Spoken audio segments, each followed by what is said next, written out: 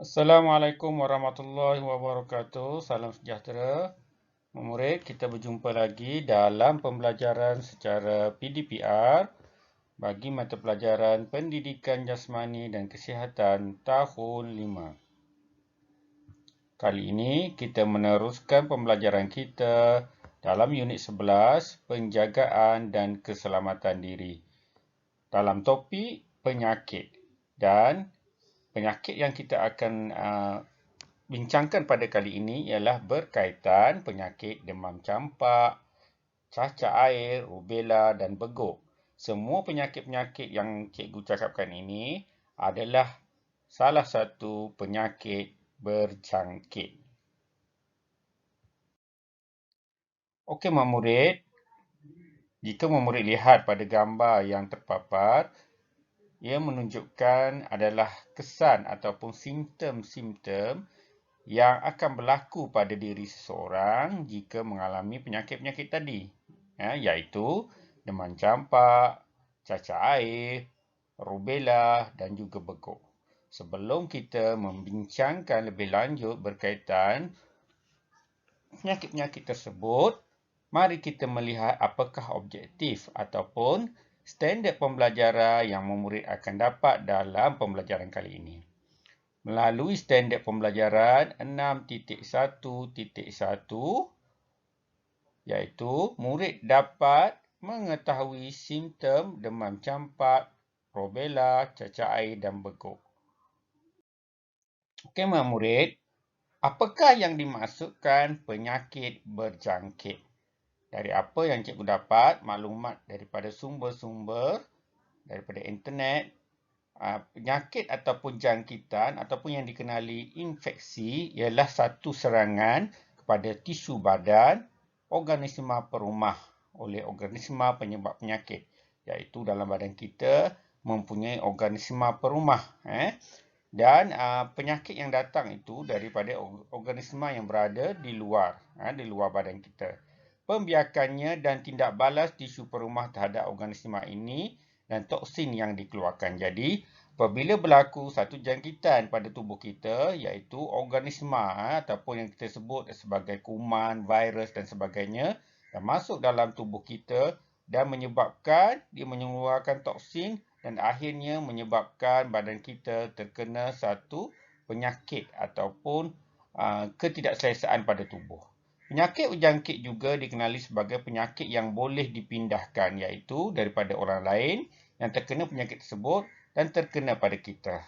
Ini sudah pasti murid jelas, terutamanya sekarang ini apabila kita masih lagi berada dalam situasi mengalami virus COVID-19. Iaitu penyakit COVID-19 ini seperti yang diwar-waran dan diketahui umum bahawa sesiapa yang dijangkiti dia boleh memindahkan penyakit tersebut kepada orang lain melalui sumber-sumber ataupun kaedahnya sendiri seperti udara ataupun kawasan-kawasan yang telah mereka yang dijangkiti melepaskan virus tersebut dan kita pergi kepada kawasan tersebut dan kita juga akan dijangkiti. Okey, penyakit ini sebenarnya menyebabkan penyakit yang telah terbukti daripada segi klinikal. Contohnya tanda perubatan, berciri dan gejala penyakit. Hasil daripada jangkitan, kehadiran dan tumbesaran ejen biologi patogen di dalam organisma perumah individual.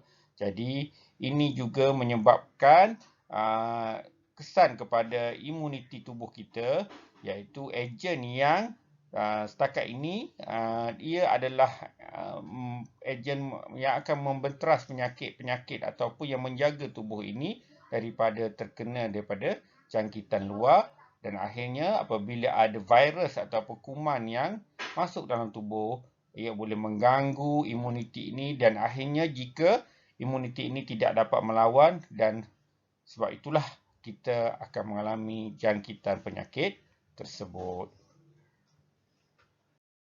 Okey, murid, apakah pula itu simptom penyakit? Okey, antara yang boleh cikgu nyatakan di sini, simptom adalah tanda-tanda ataupun kesan atau perubahan yang berlaku apabila seseorang dijangkiti penyakit. Pasti ya, kita semua pernah mengalami penyakit, sebarang penyakit ya. Waima penyakit itu penyakit yang teruk ataupun tidaklah serius ya. Okey, antara contoh-contoh simptom ataupun tanda-tanda yang kita akan hadapi apabila dijangkiti sesuatu penyakit, antaranya seperti batuk, pening kepala, muntah, mual, tidak keselesaan tubuh, terutamanya waktu kita rasa nak makan, nak menelan makanan, sesama, suhu badan meningkat, sakit tekak, ruam pada kulit, bengkak dan sebagainya. Jadi, simptom ini bergantung pada penyakit yang kita hadapi tersebut. Seterusnya, mari kita teliti satu persatu simptom penyakit berjangkit yang kita akan pelajari, iaitu yang pertama, penyakit demam campak. Antara simptom-simptomnya, kalau lihat pada gambar inilah kesan ya, apabila kita terkena penyakit ini, iaitu bintik-bintik merah yang akan timbul pada kulit. Antara simptom, tanda-tandanya ialah yang pertama demam, selsema, sakit tekak, mata berair dan sensitif pada cahaya, sakit otot ya. Sakit otot ni sakit bahagian-bahagian dalam tubuh kita dan juga batuk. Manakala untuk simptom penyakit cacak air sama juga macam demam campak, demam, kita juga merasa keadaan tidak selesa, badan terlalu penat dan letih, akan timbul bintik-bintik merah, ruam-ruam kecil yang mengandungi air dan berasa gatal. Bila kita garu, ruang kecil yang mengandung air itu akan pecah dan menyebabkan penyakit ini akan menjadi lebih teruk. Jadi bila mengalami penyakit sebegini, pentingnya kita terus jumpa pakar perubatan, iaitu doktor yang lebih mahir. Macam mana kita nak memastikan penyakit ini tidak merebak dan lebih parah. Okey, murid, seterusnya simptom bagi penyakit rubella. Sebenarnya kesan tanda-tanda pada kulit sebenarnya sama saja antara rubella, cacak air dan juga demam campak, iaitu kulitnya akan berubah jadi merah dan ada ruam-ruam. Cuma dari perbezaan dari segi macam tadi, cacak air dia akan lebih berair, bintik-bintik itu akan timbul keluarkan air. Okey, rubella sama juga kita akan mengalami demam. Nampaknya ketiga-tiga penyakit ini boleh menyebabkan berlakunya pada tubuh kesan yang pertama adalah demam, sakit tekak dan akan keluar bintik-bintik merah, iaitu ruam di muka dan merebak ke seluruh badan ya. Okey, dan yang terakhir ialah penyakit beguk. Okey, beguk sama juga demam, kita akan mengalami sakit kepala, pening ya. Dan juga mulut kita terasa kering ya, seolah kita tekak dan mulut kita merasa kering dan juga bengkak pada suatu atau kedua-dua kelenjar parotik. Parotik ini ialah di bahagian leher kita. Kalau murid pegang leher sekarang, di bahagian leher itu akan lembutkan, dia akan timbul satu bengkakan yang bonjol di situ. Itulah antara kesan ataupun tanda penyakit beguk. Dan bonjol itu kita akan rasa sakit apabila kita ingin lalu dia, sebab kita bila menelan makanan dia akan lalu dalam salur makanan yang ada di bahagian leher dan menyebabkan kita akan rasa sakit.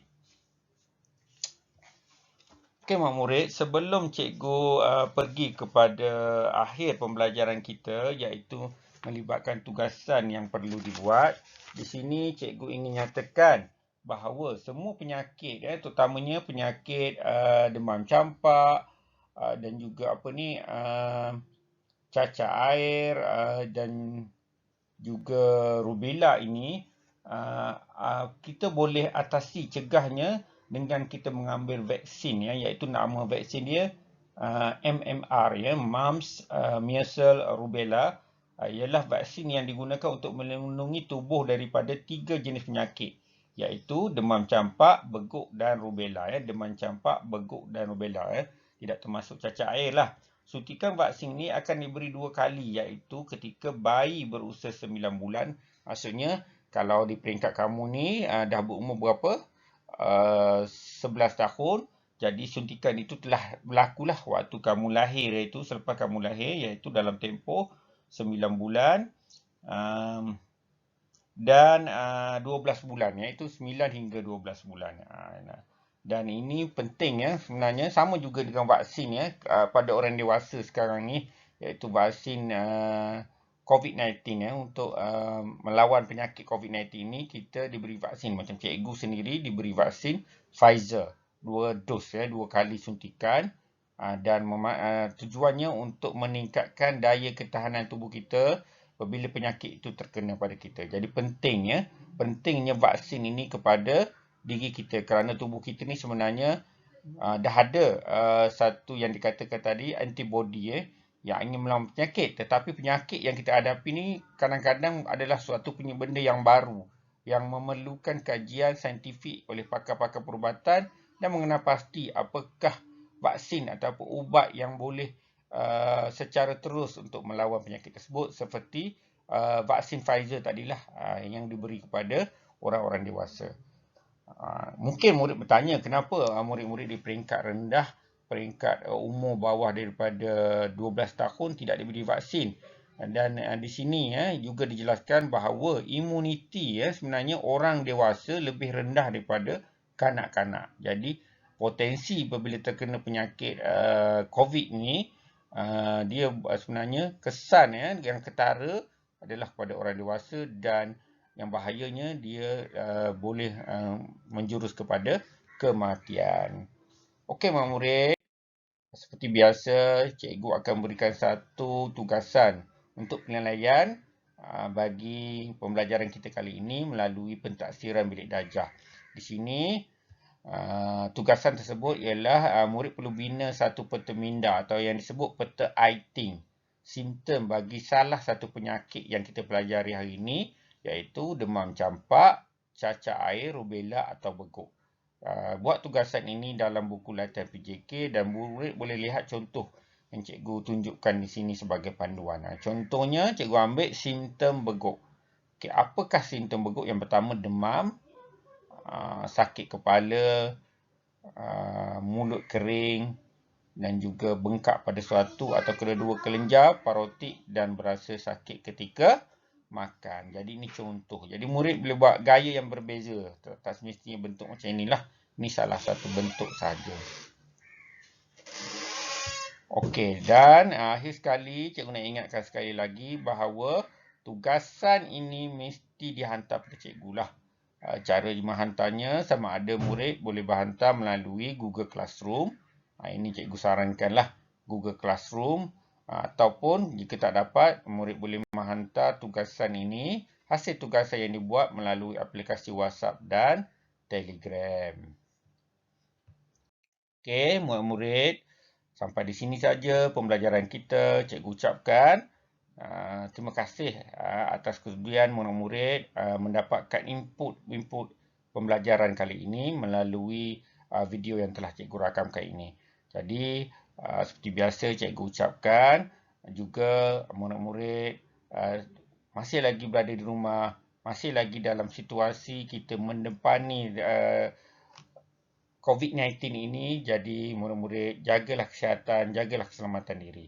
Sekian, wabillahi taufiq wal hidayah. Assalamualaikum warahmatullahi wabarakatuh dan salam sejahtera. Sekian, terima kasih. Jumpa lagi dalam pembelajaran seterusnya.